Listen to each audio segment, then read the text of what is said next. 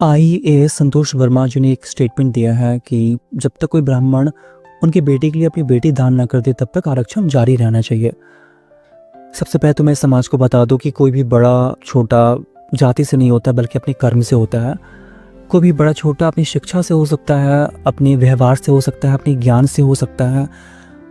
अपने गुण से हो सकता है, अपने शिष्टाचार से हो सकता है, अपनी आचरण से हो सकता है, अपने चरित्र से हो सकता है या अपने किरदार से हो सकता है, लेकिन वो अपने जाति से नहीं हो सकता है। अब मैं बात करूंगा संतोष जी के स्टेटमेंट पे और उस पे मैं कहना चाहूँगा कि जब भी कोई पिता अपने बच्चों की शादी कर रहा होता है, चाहे वो अपनी बेटी का करे चाहे वो अपनी बेटे का करे, तो वो एक एलिजिबिलिटी क्राइटेरिया को फॉलो करता है। वो एक एलिजिबिलिटी सेट करता है कि मेरी बेटी के लिए ऐसा जमाई होना चाहिए या मेरे बेटे के लिए ऐसी बहू होनी चाहिए। तो यदि कोई ब्राह्मण पिता अपने बच्चों की शादी कर रहा है और उसने एक एलिजिबिलिटी सेट कर रखा है और उस एलिजिबिलिटी में कोई दलित का बेटा या दलित की बेटी फॉल कर जाती है, तो उस ब्राह्मण पिता को अपनी बेटी दान करने में या अपने बेटे का रिश्ता उस दलित बेटी से करने में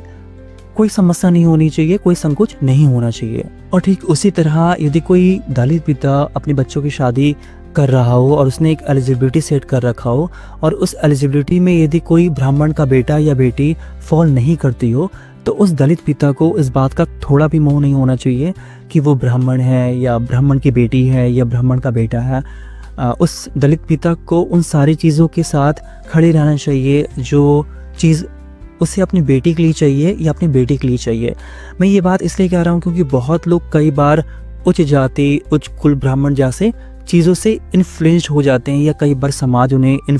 मैनिपुलेट कर देता है या कई बार वो अपने ही विचारों से मैनिपुलेट हो जाते हैं।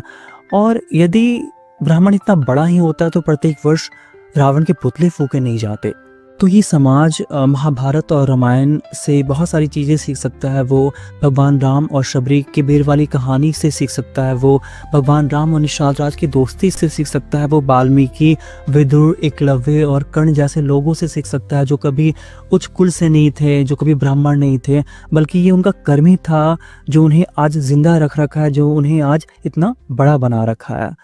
तो हमारे देश में जो लोग भी हैं जो जाति जैसी चीज़ों पे बिलीव करते हैं, मैं उनकी कड़ी निंदा करता हूं और मुझे लगता है कि आरक्षण जैसी चीज़ों को संविधान से निकाल के फेंक देनी चाहिए।